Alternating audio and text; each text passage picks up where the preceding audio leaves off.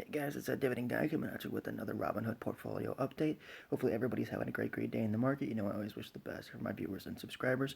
Speaking of subscribers, we're getting really close to 500 and I'm super excited, so that's awesome. I'll make sure to let you guys know when we hit that milestone. It'll probably be a little bit here, but I'm trying to keep the videos as consistent as possible.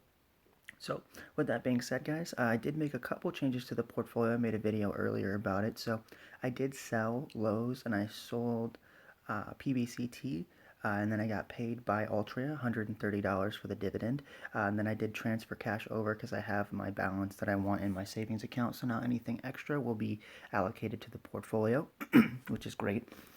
So I'll be adding new money to the portfolio every month now. Generally around my second check, I think, is how I'm going to set it up. So I did go ahead and I bought 3 shares of General Dynamics. I bought 4 shares of Realty Income, and then I bought 1 share of Prudential as well. So I do have $46 of buying power. I'm going to let that sit in there because I can't really buy anything except AT&T, and the X date's already passed for that. So it would make no sense to buy it because if I bought it now, I wouldn't actually see the dividends until the next month that it pays, and it wouldn't be adding to my overall return in February. So it goes against the strategy there. But I just want to give you guys a little update in case you didn't see the new video. But let's jump in and look at the overall performance. Let's take a look at the stocks now in the portfolio and then the watch list as well. So for today, we're down about $57. Market's still open, so that'll fluctuate, not a big deal. For the week, we're up about $530, up 2.24%. For the month, we're down $284, down about 1.16%. 3-month mark, we're up $3,200, up 15.5%.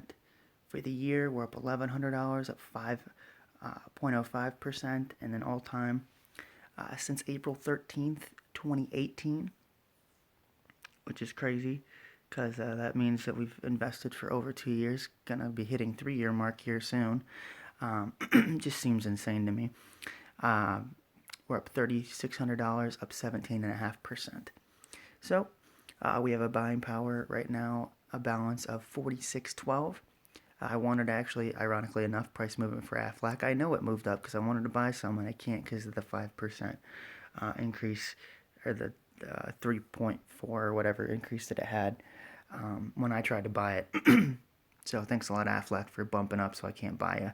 That was the original plan, was 3 General Dynamics, 4 Realty Income, and 1 share of Aflac as well. But I'll buy Aflac. It's on the plan next month, so not super worried about it. So my next check for this month, I should have about $500 allocated to the market, and right now I'm planning on buying 6 shares of Aflac and 3 shares of either Prudential or 2 shares of Travelers, depending on the price. I always plan out my buys, but since the price fluctuation, it changes a little bit. So if I feel Prudential gets overvalued and I have something else in the portfolio, like maybe even Black Hills, I'd rather buy that.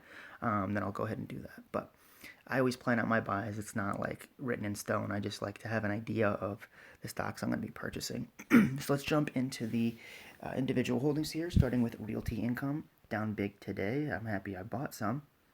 But my average cost still went up because even though it's down 3%, it's still not down low enough for my average cost. But I decided I don't care because I love the company so much. That's a rarity for me too, guys, because I never buy when they're above my average cost. But if it's below $60, which is about where I have the intrinsic value calculated for Realty Income, then I actually, mine's at like $67. So $60 is a steal. So I don't mind boosting my average cost of about $45 to buy more Realty Income. I love the company too much to not buy it, which that's rare for me. We have 20 shares now, $1,100 of market value, which is awesome. 48.45 is our average cost. It did go up a little bit there, but so did our percentage of the portfolio. So 4.7% of the portfolio is in Realty Income, down $35 today, up $173 total. We have a dividend coming in of $3.75. That's on 16 shares. Our next month's payment should be 20 shares.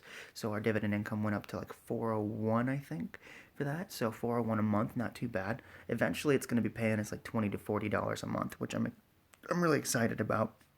Soon, in the future, the goal for this stock specifically is to buy a share of itself every single month.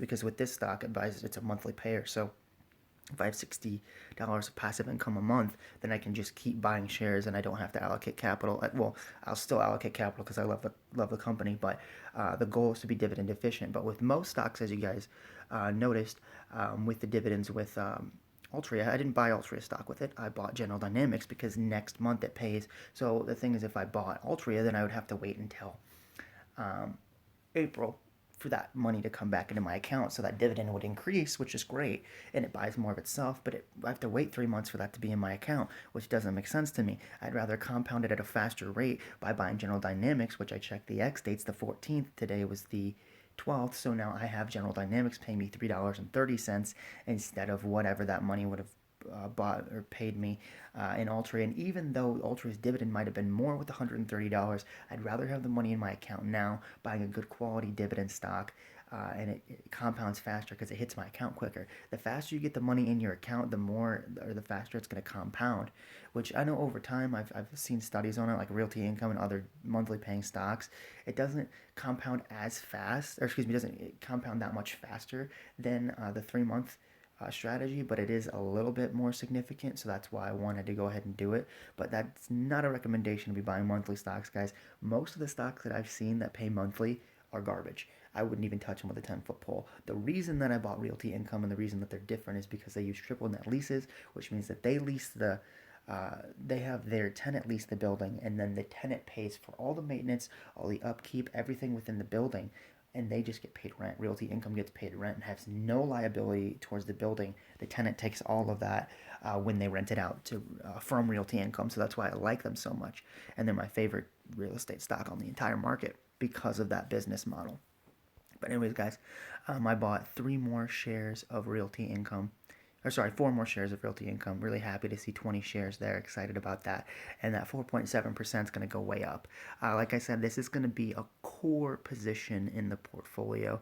The goal is to be dividend efficient with this stock and actually reinvest into itself. Next, we have FRT. We have 1 share, 83.29 is our market value. Average cost is $113.40. 0.3% of the portfolio is in FRT, up 71 cents today, down $30 total, down 26%, which I'm happy about because that means I can buy it at a deep discount from where I purchased it originally. FRT is paying me on the 15th, $1.06, which that will go towards our share of Aflac, which with the dividend payment from Realty Income. And I get paid from FRT on the same day. That should give me enough cash with price fluctuation to buy some Aflac, which I'm excited about. Next, we have Coca-Cola.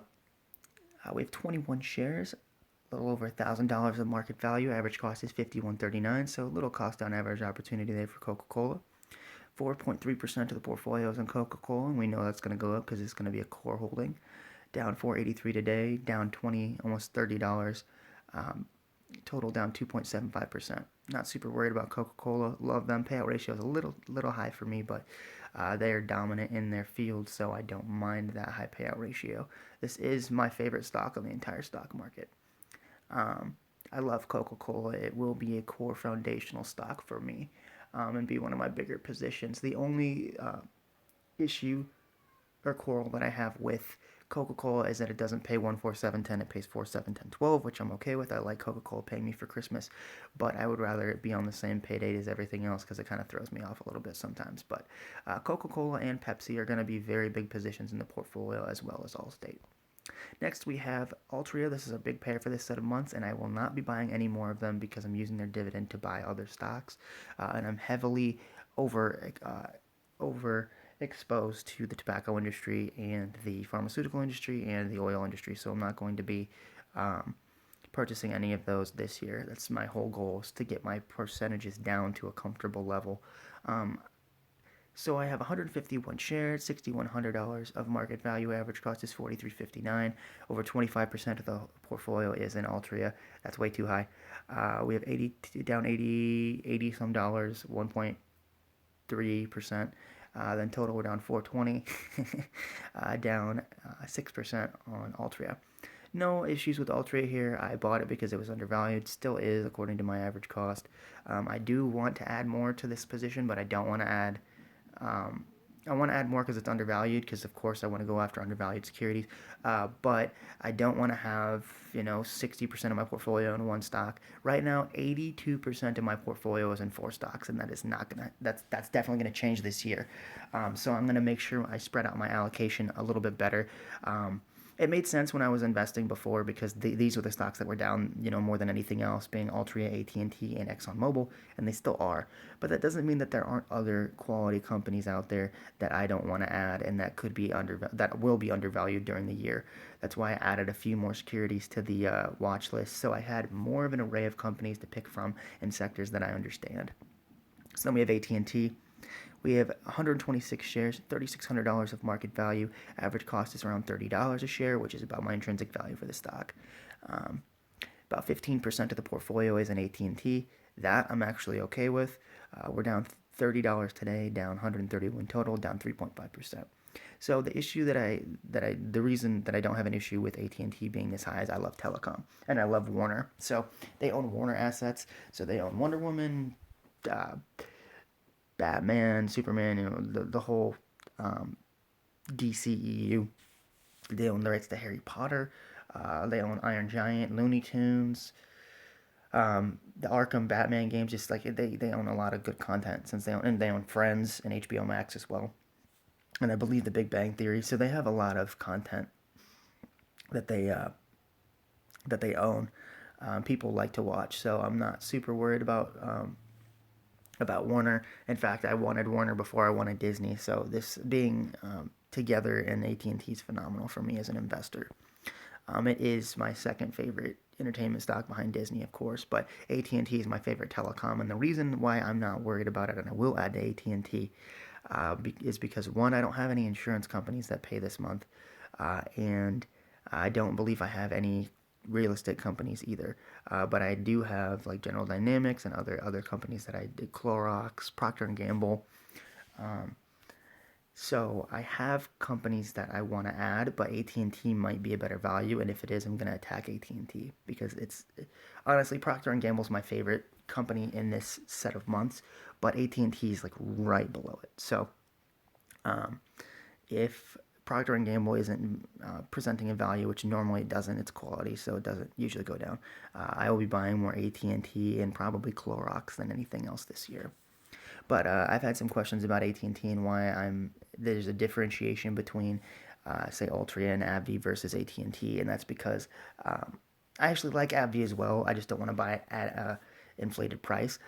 The thing is, AT&T's telecom, people are going to pay their phone bills. People are going to want HBO Max. Friends is on there, and they have other quality content. So I kind of get a mixture of like Verizon and Disney when I buy AT&T, due to the streaming service and the telecom as well, and the 5G play. So plus the nice dividend as well. So there's a lot to like about AT&T for me as a dividend investor, and I don't mind pouring about 20% of my portfolio into it right now. Next, we have General Dynamics, the new buy for me. We have 3 shares, $460 of market value. Give me a second here. I'm drinking some Coca-Cola, so gotta drink what you invest in, right? Sorry. Brief shareholder intermission there. So 3 shares, $480 of market value. Average cost is $153.69, so it went down a little bit, but not 89, so it went down, not a big deal. I bought it today. So 1.91% of the portfolio is in General Dynamics. That will be going up. Down 82 cents today, down 82 cents total, because I just bought it today. So love General Dynamics. They are a dividend aristocrat. Not my favorite stock for this set of months. If I had to rank them currently, Procter and Gamble, of course, is going to be my favorite. And then AT&T, then Clorox, then Avv, then General Dynamics. So it's actually my least favorite. It just presented the best value for the price. So like General Dynamics, it will be the smaller position, but I did want aerospace and defense in the portfolio, and it fits. And it fits my criteria for investing as well. Low payout ratio, great diverse business, and a dividend aristocrat. So happy to add General Dynamics to the portfolio. Even if it's not going to be a gigantic position, it does give me it gives me some diversification, and it's in a different industry than I've ever messed with before, so it's good. Then we have Avv Pharmaceuticals, 60 shares, $6,500 of market value. Average cost is $72.22. 27% of the portfolio is in Avv, up $39 today, up $2,200 total. The issue I don't have an issue. The reason I don't have an issue with Avv is because I bought this very undervalued. I don't plan on adding anything above or I'm adding around $80, so I'm not adding to this position for a while. So Avv is one of my favorites for this set of months, but I realistically I know I'm not going to be buying it, so it's going to be near the bottom of the totem pole when it comes to this set of months, simply because it is such a big position, and I had so much money in it and bought it at such an undervalued price. I realized that realistically I'm not going to be able to buy a lot of it until it really falls. Then we're on to the third set of months, starting with Black Hills because it's the most undervalued in my portfolio for this set of months, in my opinion. 2 shares, $120 of market value. Average cost is $60.53. 0.5% of the portfolio is in Black Hills. That will be going up. 24 cents up today, down $1.92 total. We have like $26 of upside on the stock. So love Black Hills, and I will be buying more. It's just not this set of months to be buying Black Hills. Next, we have Aflac, which is my favorite insurance stock. We have 1 share, $46 of market value. Average cost is $35.75. 0.2% of the portfolio is in Aflac, up $1.72 today, up $10 total, up 30%. Aflac will be the biggest position for 36912. Love Aflac, love insurance. Currently, it's going to go Aflac, Travelers, McDonald's, then Black Hills. So it's going to be in the top three overall positions in the portfolio for me. Love Aflac. Then we have Prudential. They are a great company, great insurance company. I just don't like them as much as I like Aflac because the status isn't there. So Aflac's a dividend aristocrat. They've paid for 25 plus years and more. Prudential has not. They do have a great payout ratio. Love the business model. They just don't have the dividend growth that I look for. But I'm willing to look past that because they are an insurance company. So I'm going heavy on insurance and heavy on real estate this year. So 1 share, $82 of market value, $82.47 is our average cost. So we're up a little bit here. 0.34% of the portfolios in Prudential, up 9 cents today, up total same percentage because I bought it today. So I bought 3 shares of General Dynamics and a share of Prudential, as well as 4 shares of Realty Income. So this is new to the portfolio today, so that's why there's no differentiation between today's return and the total return, but that will change. I do like Prudential. It's going to be a little further down the list because I have Aflac and I have Travelers in this set of months as well for stocks that I'm looking at. So, well, Aflac's in the portfolio, but I like Travelers more than I like Prudential. But I want insurance to be a very big position in the portfolio overall for that sector. So happy that I added Prudential. Great dividend company, great growth, and a low payout ratio. Just doesn't have the amount of years that I usually look for, but I'm willing to look past that.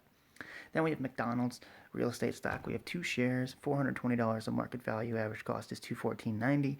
1.75% of the portfolio is in McDonald's, down $6 and change today, down $7.40 total.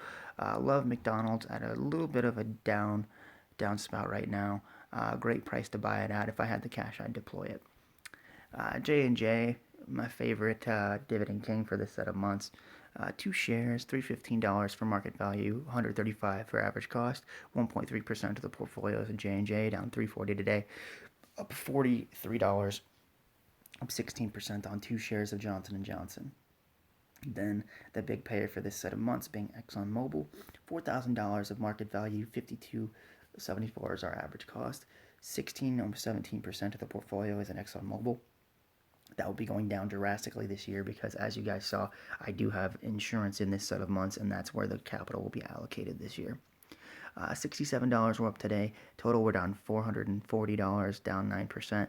I don't lose any sleep over that. ExxonMobil's been down over like $3,000 in my portfolio, so that doesn't bother me at all. Plus, the dividend's great, so no issue with ExxonMobil as a company. They have great status. They kept the dividend through the turbulent times, even with the oil going to negative.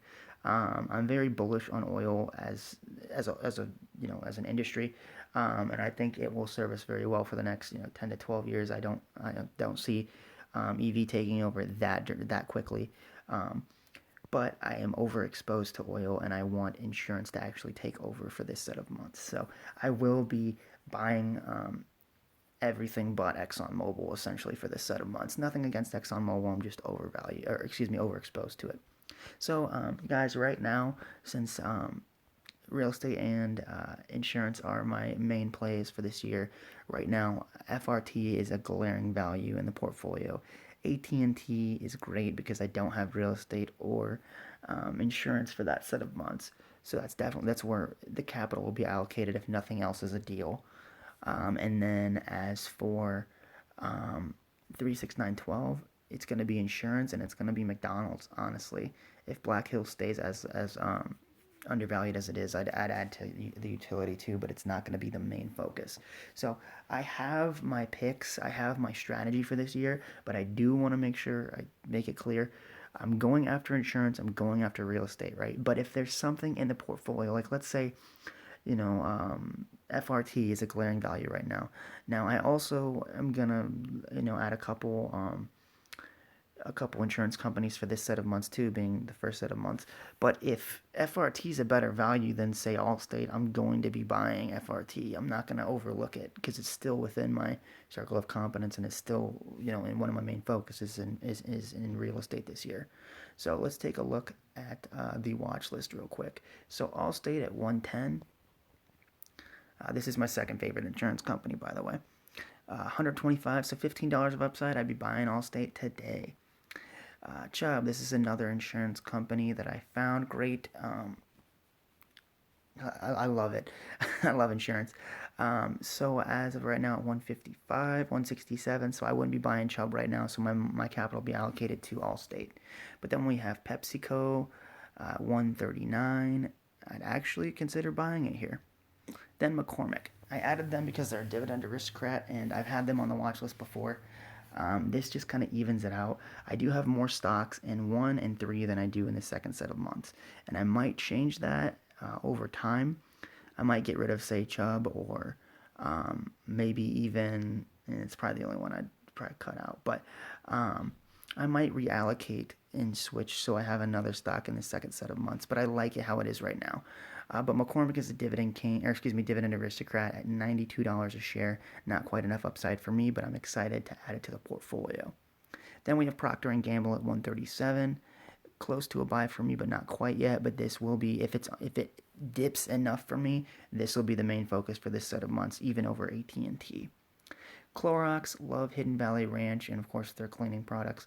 $195. This is definitely the most undervalued stock in this set of months right now, so this is where the capital will be allocated. The reason that it wasn't was because I wanted to make sure I got paid this month so the purchases that I made today would pay me for February, and Clorox already had its X date, so buying it wouldn't actually add to my passive income this month yet.